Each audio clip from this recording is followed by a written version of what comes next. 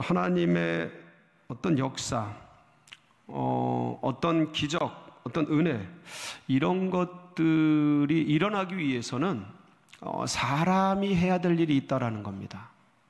마치 예화에서처럼 배가 전진하기 위해서는 밧줄을 풀었어야 하는 것처럼 하나님의 기적과 은혜가 우리 안에 풍성하게 임하기 위해서는 먼저 사람이 해야 될 일이 있다. 그게 어떤 일일까? 우리가 말씀을 통해서 함께 상고해 보고, 그래서 혹시나 행여나 내가 해야 될 일을 하지 못했던 것들이 이렇게 기억이 나거나 손에 잡히신다면 그것들을 걷어내고 새롭게 해서 우리의 삶이 풍성해지고 앞으로 나아가는 우리 성도님들의 길이 환해지시기를 주님의 이름으로 축복합니다. 오늘 말씀은 예수님께서 예루살렘에 올라가실 때 일어난 일이죠. 여러분, 예수님은 예루살렘에 올라갈 때마다 항상 들르는 곳이 있었습니다. 어디냐면 베다니의 나사로의 집입니다. 이 나사로는 두 명의 여동생이 있었습니다. 마르다, 마리아. 이 세 남매가 예수님하고 아주 친밀한 관계였습니다. 그래서 예수님이 예루살렘에 올라갈 때면 이 베다니 나사로의 집에서 묵고 주무시고 그렇게 예루살렘에서 거하셨던 그런 곳입니다. 근데 이제 나사로가 병들게 되죠. 심각한 병이 들게 되는데 이때 마르다와 마리아가 예수님을 꼭 좀 와주십사 하고 전가를 보내게 됩니다. 근데 주님이 오시지를 않습니다. 그리고 나사로 오라버니는 결국 돌아가시게 되죠. 죽게 됩니다. 그러고 나서 이제 장례가 치러졌겠고, 이제 보통 어디나 사흘 장례를 지내니까 사흘 장례가 치러진 이후에 예수님은 나흘째 되는 날 베다니에 오시게 됩니다. 그래서 예수님이 오신다는 소리를 듣고 소식을 접하고 마르다와 마리아가 이제 차례로 예수님을 맞으러 가게 되죠. 그러면서 이제 예수님께 하소연을 합니다. 주님이 계셨으면 우리 오라버니가 죽지 않았을 텐데 주님이 이제라도 무엇인가를 해주십시오 하고 하소연을 하면서 막 눈물을 흘려요. 주님이 먹먹해지죠. 오늘 말씀을 보면 주님이 눈물을 흘리십니다. 막 우셔요. 가슴이 먹먹해지셔서. 그리고는 나사로를 어디에 묻었느냐 장소를 물으시고 그곳으로 이동하시게 됩니다. 그리고 이동했는데 보니까 유대인의 장례법이 그렇습니다. 하도 뜨거운 나라라 중동이잖아요. 사막기후 40도 50도 하는 곳이잖아요. 그래서 굴을 파서 시신을 묻습니다. 그리고 그 굴 입구에 커다란 돌을 막아요. 이게 그들의 장례법이에요. 빠르게 이제 부패를 하죠. 동굴 안에서. 근데 예수님이 벌써 나흘이나 됐는데 돌을 치우라는 거예요. 그러니까 유가족들은 장례가 끝났고 끝난 장례, 여러분들 무덤을 했는데 그 무덤을 파헤치는 일은 좀처럼 없잖아요. 이제 막 장례가 끝났는데 돌을 옮겨 놓으라는 거예요. 그러니까 이해가 안 되는 거죠. 그래서 유가족 중 누군가가 이제 벌써 나흘이 되었고 무슨 냄새? 썩은 냄새도 시체 썩은 냄새가 납니다 하고 말씀을 드렸어요. 근데 주님께서 물러서지를 않습니다. 오늘 말씀 우리가 읽은 본문인데 39절 40절을 보면 뭐라고 되어 있냐면 같이 한번 읽어볼까요? 시작. 예수께서 이르시되 돌을 옮겨 놓으라 하시니 그 죽은 자의 누이 마르다가 이르되 주여 죽은 지가 나흘이 되었으며 벌써 냄새가 나나이다. 예수께서 이르시되 내 말이 네가 믿으면 하나님의 영광을 보리라 하지 아니하였느냐 하시니. 유가족들이 안 됩니다. 지금 냄새가 납니다. 이제 장례가 다 끝났습니다. 이렇게 얘기했으면 보통은 물러서지 않습니까? 어떤 누가 장례에 이미 장례가 끝났고 무덤 문이 닫혔는데 그걸 열으라 말으라 그렇게 할 수 있겠어요? 그리고 주님께서 돌을 옮겨 놓으라 하니까 마르다가 냄새 난다고 이제 이미 다 끝났다고 얘기를 하는데도 주님이 뭐라 그러셔요? 네가 믿으면 하나님의 영광을 보리라 하지 않았느냐? 이게 무슨 말씀이에요? 돌을 옮겨 놓으라 라는 강한 어조의 말씀이십니다. 돌 옮기라는 거예요. 돌 옮겨라. 자, 그러면 우리는 여기서 한번 생각을 해봐야 될 부분이에요. 주님이 돌을 옮길 힘이 없으신가? 아니, 주님은 죽은 자를 살리시는 능력이 있으시는 분인데 지금 돌을 옮길 힘이 없으신가? 혹시 돌 앞에서는 힘을 못 쓰시나? 근데 하나님이 온 천지 만물을 지으시고, 그리고 예수님 같은 경우는 바다를 막 걸으시고 태풍아 멈춰라 그러면 태풍이 멈추고 막 그런 엄청난 능력자신데, 돌 같은 경우, 그 무덤 안에 있는 그 돌 같은 경우는 예를 들어서 예수님이 손가락으로 이렇게 하면 옮겨지지 않겠어요? 아니면 말씀으로 없어져라 돌, 그럼 없어질 것도 남죠. 근데 지금 주님이 하지 않으시고 사람들 보고 뭐 하래요? 돌 치우라는 거예요. 돌 치워라, 니네가 치워라, 네가 치워라. 지금 계속 그 얘기 하시는 거거든요. 이게 무엇일까? 죽은 인간도 부활시키는 능력자께서 사람이 돌을 치워야 된다라고 말씀하시는 이 부분에는 분명한 영적인 메시지가 있다는 거죠. 우리 사람들에게, 믿음의 백성들에게 전하시려고 하는 영적인 메시지가 있다는, 그게 뭘까? 여러분, 하나님의 능력과 권세가 행해지지만 심지는 누가 뽑아요? 심지는 사람이 뽑습니다. 그러니까 사람이 심지를 뽑을지라도 그 일을 이루시는 이는 하나님이시죠. 그러니까 하나님이 그 일을 이루고 역사를 이루고 기적을 이루는데 거꾸로 심지는 누가 뽑아야 돼요? 사람이 뽑아야죠. 천상에 엄청난 보화와 엄청난 생수가 가득하더라도 그 연결된 수도꼭지, 그거 누가 열어야 돼요? 사람이 열어야 되는 거예요. 하나님이 못 하시는 게 아니고 안 하시는 거예요. 그거 꼭지는 사람이 열라고. 왜 그러실까? 왜 돌까지 다 치우시지 않고 수도꼭지까지 여시지 않고 심지까지 뽑지 않으시고 기적과 이적과 엄청난 일은 행하시는데 왜 그것은 사람에게 맡기셨을까? 사람이 하기를 원하실까? 왜 그러시는 것 같아요? 여러분, 그거 하나님이 다 하시면 사람들이 그거 하나님이 하신 줄 모릅니다. 인정하려고 하지 않아요. 그냥 우연히, 자연히 일어났다고 생각을 합니다. 이 죄 많은 인생들이 하나님의 역사에 직접 동참하지 않으면 그 하나님의 역사가 나를 위한, 우리를 위한 그러한 기적과 역사인 것을 인정하려고 하지 않습니다. 여러분 기억나세요? 요한복음 2장에 보면 가나의 혼인잔치에 물로 포도주가 되는 기적이 일어납니다. 근데 거기 성경에 보면 그 요한복음 2장 9절에 보면 뭐라고 되어 있냐면 물 떠온 하인들은 알더라, 물 떠오지 않은 사람들은 모르더라. 똑같은 기적의 현장이 있었는데 물로 된 포도주를 다 맛보는데 누구만 그게 기적인 걸 알아요? 물 떠온 하인들만 아는 거예요. 남들은 그냥 좋은 포도주 있었구나, 자연스럽게 그냥 그렇게 우연히 끝까지 잘 남겨뒀구나 이렇게 이해합니다. 그 성경을 보면 오직 물 떠온 하인들, 그 일에 먼저 마중물처럼 참여한 사람들인 하인들만 알더라. 이게 하나님의 기적인 것을, 이게 우연이고 자연이 아닌 것을, 이게 그리스도 예수의 능력인 것을 알더라. 돌을 치운 자만이, 나사로의 부활이 주님께서 행하신 것인 줄 아는 거예요.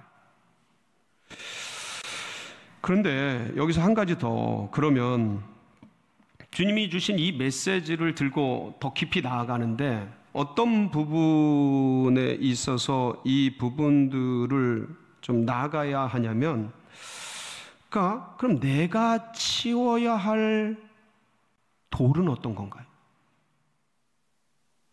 여러분, 제가 청년 사역을 한 20년 정도 했습니다. 서울제일교회 오기 전에. 근데 그때 많은 청년들을 상담하고 같이 사역하고 대화하면서 느꼈던 건 뭐냐면, 이 친구들이 어떤 일정한 시점이 되면은 푹 주저앉는 거예요. 어떤 상황과 환경과 또는 어떤 사람을 생각하거나 만나면 이게 쭉 잘 가던 신앙이 푹 주저앉는 거예요. 이게 그리고 반복이 되는 거예요. 반복이.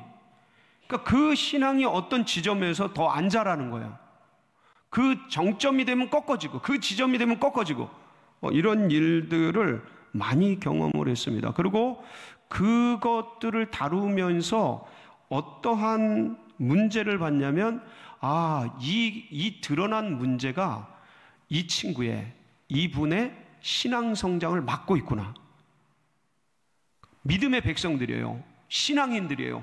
근데 그러한 분위기, 그런 상황, 그런 사람, 그러니까 마치 5월달 요때쯤 어떤 분은 어버이날, 스승의 날, 뭐 어떤 그런 특정한 날들이 되면 쭉 빠지는 거예요. 힘이, 영적인 파워. 왜 그런지 몰라. 본인이 왜 그런지 몰라. 이게 추세를 이렇게 왔다 갔다 반복되는 거를, 주기적인 이 문제가 자기에게 있는 걸 스스로 잘 몰라요. 그래서 상담하는 거야. 너무 힘들다고, 어렵다고. 왜 어려운지도 몰라요. 쭉 나눠보면 이런 반복되는 것들이, 근데 이게 청년들뿐만 아니라 어른들도 그러더라니까요. 어른들도. 그래서 성경에 보면요, 여러분 그 마태복음 13장에 보면 그 씨 뿌리는 비유가 나옵니다. 그러니까 그 씨를 뿌릴 때 4가지 밭이 나와요. 길가밭, 돌짝밭, 가시밭, 좋은 밭. 4가지 밭이 나오는데, 길가밭은 아예 싹을 못 내요. 그냥 새가 와서 먹어버리죠. 근데 두 번째 보면 돌짝밭에 싹이 나는데 뭐라고 되어 있냐면 뿌리가 내려가질 않아요. 뭐 때문에? 돌 때문에. 그러니까 이게 신앙이 싹이 나니까, 신앙이 시작이 되고 신앙이 뭔가 어떤 지점에 이르는데 뿌리가 깊이 내려가지를 못하는 거예요. 돌들 때문에.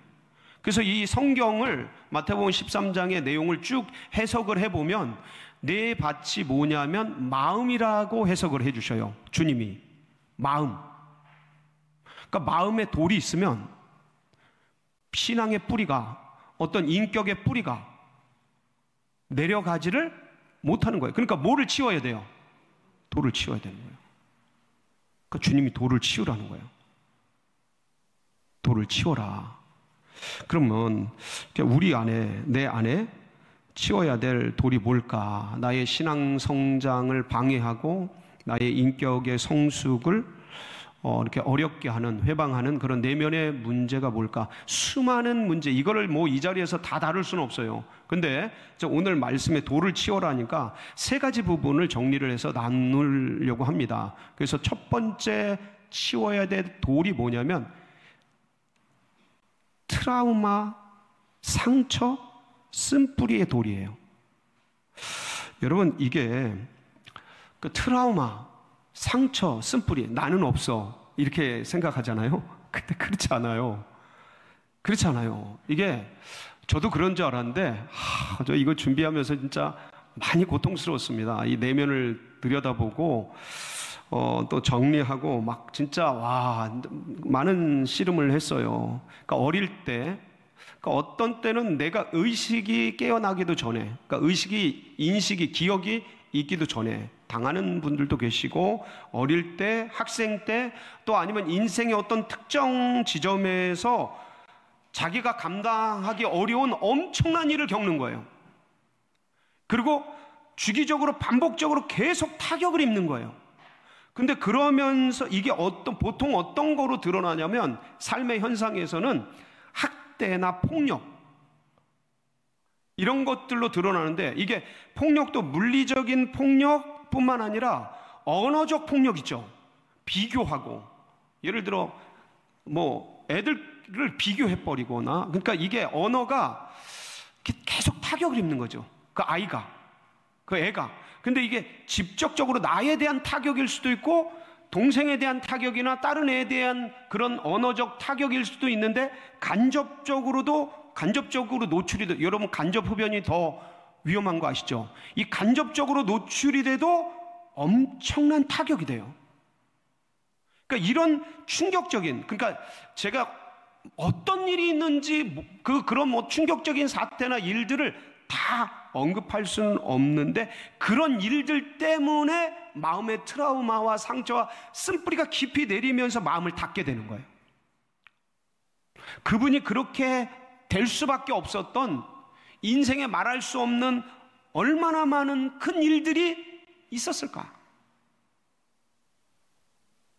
그 예를 들어 중독이 됐어요. 술을 먹어요. 뭘 해? 막. 그런데 그분들이 그렇게 될 수밖에 없는 그 엄청난 타격. 그러니까 저는 그걸 보는 거예요. 타격을 입는 거. 아무리 해도 헤어나갈 수 없는, 물론 그렇게 약해? 야, 그거 돌파해 가야지. 노력해야지. 그건 하나님의 은혜입니다. 그대가 그렇게 된 거는 그건 진짜 하나님의 은혜예요. 인간의 노력이 아니에요. 다른 것으로 그분은 중독될 수 있어요. 그렇게 된 사람은 인간의 의지로 그걸 돌파했다? 다른 것에 중독될 수 있어요. 일 중독이 되든가 돈 중독이 되든가. 그래서 겉으로 보기엔 멀쩡하지만 그거를 뭐라고 정죄하거나 판단하거나. 그래서 주님이 그러잖아요. 현장에서 잡힌 그 여인에게 나도 너를 정죄하지 아니하노니. 그렇지만 가서 다시는 죄를 범지 말아라. 그분들이 그런 인생의 비밀 속에서, 그런 문제와 어려움 속에서 던져진 타격을 입은 그 과정들을 생각하자면, 그래서 어떤 누구도 그런 부분에 대해서 함부로 말할 수 없다. 함부로 말해서도 안 된다. 그분이 겪었을 그 엄청난 고난과 타격과 아픔, 그 어린아이가 그 어쩌지 못할 그 환경에 던져져가지고 허우적거리면서 그 돌들이 그렇게 생성되고 형성되는 그 과정 속에서 인생에 이제 나중에 그런 문제가 있는데, 그거를 사람들은 법으로, 형법으로, 뭐로 감옥에 넣고 뭐 하지만, 이게 그 사람들의 그 괴로움을 누구도 함부로 말할 수는 없다. 그렇게 해서는 안 된다. 근데 자, 그렇게 그거 이해가 되고, 이제 다 이해는 하지 못하지만 그런 문제와 아픔과 고난이 그분에게 있기 때문에 그 인생의 비밀을 함부로 손가락질하거나 판단하거나 정죄해서는 누구도 그렇게 할 수는, 왜 하나님도 나도 너를 정죄하지? 아무도 그렇게 못해요. 그렇게 해서는 안 돼요. 그렇지만 언제까지 우리 인생이 그 돌들 속에 갇혀서 우리의 인생이 그렇게 흘러가도록, 내 삶이 녹아나가도록 그렇게 냅둘 수는 없는 거예요. 이게 무서운 게 뭐냐면, 이 돌들이 있는 게 무서운 게, 이제 이렇게 돌이 박혔잖아요. 돌이 형성됐잖아요. 그럼 그 돌을 형성하게 된 가해의 상황, 가해자가 죽었어도 떠나도, 여러분 슬픈 일이지만 가장 가까운 가족 속에서 이런 일들이 가장 많이 일어납니다. 통계적으로, 절대적으로. 그 진짜 슬픈 일인데 그분들이 다 돌아가셔도, 아니면 멀리 떨어져 계셔도, 눈에 안 보여도, 이민을 가도 이 영향력은 사라지지를 않아요. 이게 무서운 거예요. 거기에 계속 어둠 속에 거기에 매여서 살아가게 되는 거예요. 그래서 더 이상 그럴 수는 없다. 우리의 삶을 그렇게 방치할 수는, 그런 거에 더 이상 그렇게 되도록 어둠 속에 내버려 둘 수 없다. 그럼 어떻게 해야 되느냐? 어떻게 해야 되느냐?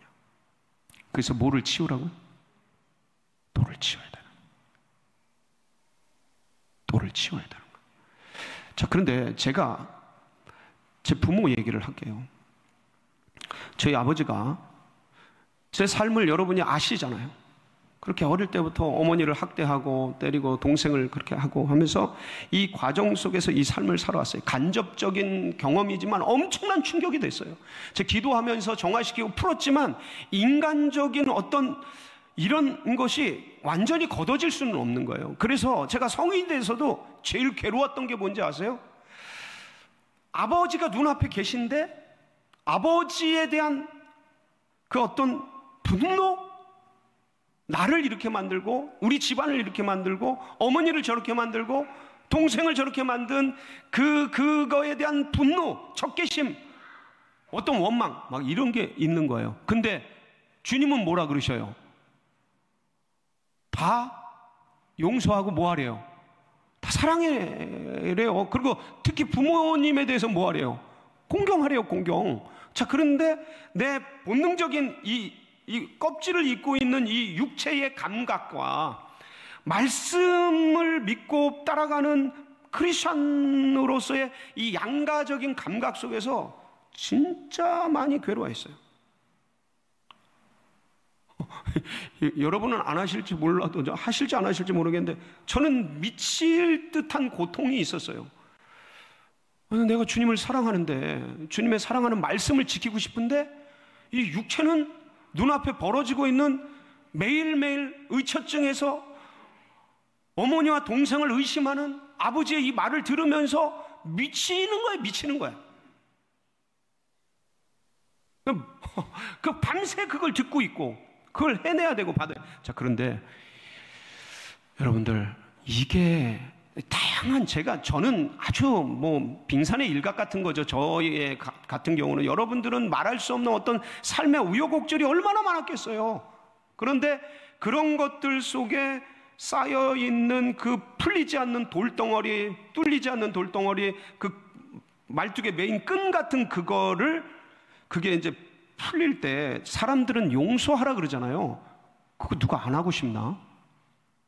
그게 그렇게 쉽게 되지 않아요. 그 어떻게 됐느냐? 어떻게 됐느냐? 저희 아버지가 이제 2번의 중풍으로 쓰러지셔서 뇌경색으로 쓰러지셔서 이제 뭐 치매도 오시고 위암도 생기시고 그러면서 그냥 눕게 되셨어요. 누워서 이제 막 서서히 돌아가시게 된 거죠. 그런데 저희 배다른 형님들이 계십니다. 가족들이 계셔요. 3남 1녀가 계셔요. 근데 그 중에 한 분이 오셔서 아버지, 누워있는 아버지를 보고 막 원망하는 거예요. 왜 지금 여기 이러고 있냐고 막 원망하면서 우시는 거야. 근데 그 눈물을 흘리는 그 자제분을 보신 아버지의 눈가에서 눈물이 흐르는 거예요. 아, 그걸 보면서 야, 치매가 걸리고 뭐가 걸려도 이게 다 인식이 되는구나. 그걸 제가 알았어요, 그때. 그 눈물을 흘리시더라고. 그러면서 오셨던 분 중에 한 분이 저에게 아버지의 지난날의 삶을 쭉 얘기해 주시는 거예요. 이 3남 1녀가 전부 들어갔는지는 제가 잘 몰라요. 근데 이 3남 1녀가 고아원에 버려진 거예요. 그러면서 이 3남 1녀가 나중에 어떻게든 잘 해가지고 정말 그 밑바닥에서 자수성가한 거야. 자수성가를 했는데 이분들도 아버지에 대한 원망이 대단한데, 왜냐면 고아원에 쳐놓고 부모가 그랬으니까. 그런데 그거를 이분이 장로님이 되셨어요. 장로님이 되셔서 그 장로님이 되신 분이 나에게 아버지에 대한 얘기를 쭉 해주시는 거예요. 지난날 아버지가 그 어떤 일제시대, 그 다음에 그 6.25 전쟁통의 그 어려움 속에서 살아남기 위해서 어쩔 수 없이 우리를 고아원에 넣고 그 다음에 생존을 하기 위해서 그랬던 삶의 여정을 쭉 들려주는데 갑자기 저에게 아버지에 대한 이해가 되기 시작하더라고요. 아버지가 엄마를 만나서 내가 너 때문에 이렇게 됐다 그러면서 죽어라고 패시고 매일 술 먹고 들어와서 집안 살림 다 부셔버리고 막 그랬던 그 삶의 애환, 그때는 그게 무섭고 공포고 이게 나에게 적개심이 되고 그랬는데 그때 형님의 얘기를 쭉 들으면서 아버지에 대한 이해가 생기더라고요. 아버지도 그때 힘드셨고 그 전쟁과 공포 속에서 피해 다니기 위해서 어쩔 수 없이 그랬고 공부를 못하게 됐고 초등학교 1학년인가 2학년 뭐 다니다가 그만뒀고 그러면서 이런 과정을 거치면서 이렇게 될 수밖에 없었구나. 그 이해가 되더라고요. 이해가. 그 아버지한테 이해가 되니까 수용이 되고 수용이 되니까 뭐가 돼요? 용서가 되더라고요. 한 번에 그냥 용서는 안 돼요. 그게 쉽지가 않아요. 근데 그 과정 속에서 제가 아버지를 새롭게 보게 됐고 마지막에 아버지 돌아가실 때 눈을 제가 감겨드렸어요. 그게 무슨 말씀이냐면 여러분, 이 돌덩이들이 믿음이 가진 분이든 안 가진 분이든 여러분 이런 게 그거와 상관없이 인간의 마음 안에는 이런 것들이 있어요. 그래서 이것들이 영향을 끼치는데 이 돌을 치울 때는 그분도 그때는 연약했다라는 것에 대한 이해, 여러 가지 방식의 여러분만의 그 가족과 그 어떤 어린 시절 속에서 있을 수밖에 없었던 그 상황 속에 있는 그분에 대한 이해가 있을 때 그분, 그 사람, 그 환경에 대한 이해가 생길 때 수용이 되고 거기서 용서의 손이 내밀어지면서 뭐가 떨어져 나가요? 내 마음에 돌이, 내 마음에 돌이 탁 치워지고 메인 끈이 탁 풀리면서 새로운 항해, 새로운 삶이 출발하는 겁니다. 쉽진 않아요. 근데 주님이 뭐라 그러셔요? 돌을 옮겨 놓으라. 이 말씀을 붙들고 여러분 새로운 삶을 항해하는 그런 복된 성도님들이 되시길 축복합니다. 같이 기도하시겠습니다.